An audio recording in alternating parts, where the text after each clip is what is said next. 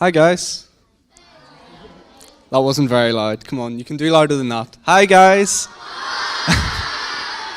So my name is Adam and this is Daniel.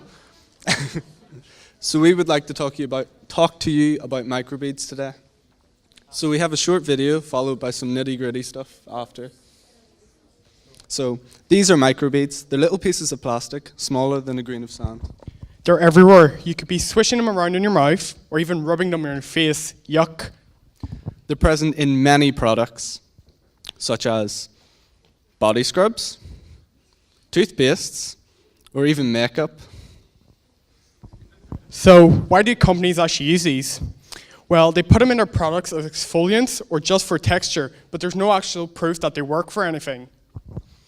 Sometimes you won't even know you're using them unless you know what to look out for. Problem with microbeads is that they're designed to go down the drain and into our waterways. And most water treatment plants can't filter them out, so millions are ending up in our waterways. Microbeads are made out of plastic and they act like sponges picking up toxins from the water. So one single microbead might actually be 1,000,000 times more toxic than the water around.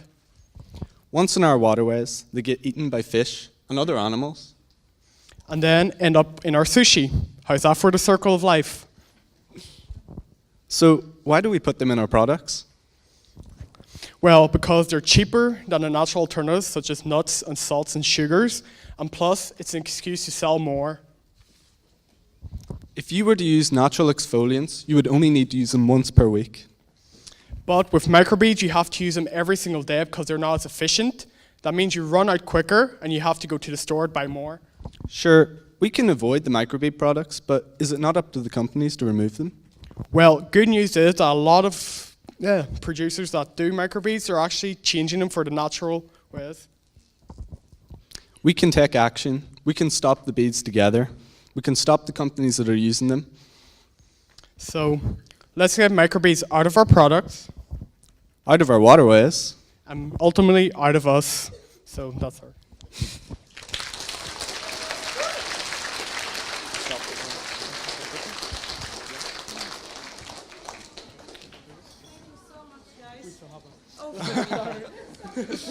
Yeah. Everyone's still woo? I'm not awake. Everyone's still awake, yeah? So we're going to go kind of the boring part, but we're going to just tell you some more information about microbeads. Some of you might have been at our stand over there and heard some microbeads, so you probably know loads about microbeads because I never shut up. So we started a project about last year, maybe 2 years ago, about microbeads, and we went to the EcoDen actually here in Dublin also. So our project on microbeads has turned into a mission to have microbeads, which are small pieces of plastic in exfoliants and other household toiletries, be them removed from products. Today, a significant number of personal care products, such as scrubs and toothpastes and even makeup, are known to contain thousands of minuscule balls of plastic called microplastics, specifically microbeads. So as I said, one of the problems with microbeads is that they're not biodegradable. Does anyone know what that means? Anybody? Yeah? They can't break down. Exactly, they can't break down. Well, they do because of ultraviolet light, but they break down into toxins into the water, which can cause the coral, as someone was talking about, to actually become bleached because of the chemicals. So companies are using microbeads instead of natural exfoliants. We had some over there like nuts and salts. The problem with microbeads is that they're not actually nutritious for our skin. They can cause actually harm. So we really want to take them out of our products. Where the products are being washed down the drain after use, microbeads are flowing into our sewer systems around the world before making their ways into the rivers, canals, and ultimately seas and oceans of our globe, where they contribute to the plastic soup that's already there. So in 2004, the findings of a research program led by Professor Richard Thompson from the University of Plymouth were published in Science and detailed the distribution of microplastic pollution around the globe.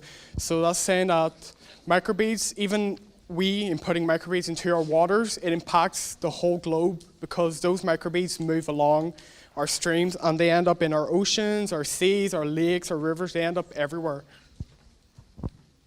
Although the full extent and consequences is hard to quantify because it's very hard to measure how many microbeads are in our water, the accumulation of plastic, including microplastics, in the marine environment today is recognized as a serious global environmental issue. The use of microbeads contributes to many health issues worldwide among men and animals. Due to the absorbent nature of microbeads, as you saw in the little video, they gather loads of toxins that they come into contact in our rivers, our oceans, and our lakes, and from breaking down. Dr. Chelsea Roachman from the University of California predicted signs of damage from microbeads would be first observed in the overloaded livers of fish, trying to filter out and break down the toxins introduced by the beads themselves. So, as I had said, these fish, they're eating microbeads, and guess who ends up eating them? We do. So they actually cause health problems in us. Other problems include cell death and endocrine disruptions, which is just problems with the hormonal system, which can cause infertility in humans and other harmful effects. It is only in the last few decades that microbeads have become the popular choice of companies to give the deep cleaning sensation in facial scrubs over the more expensive natural alternatives. These alternatives include salts, sugars, and nutshells. Not only do these natural alternatives contribute to good facial hygiene, but they also nourish your skin as well as being biodegradable.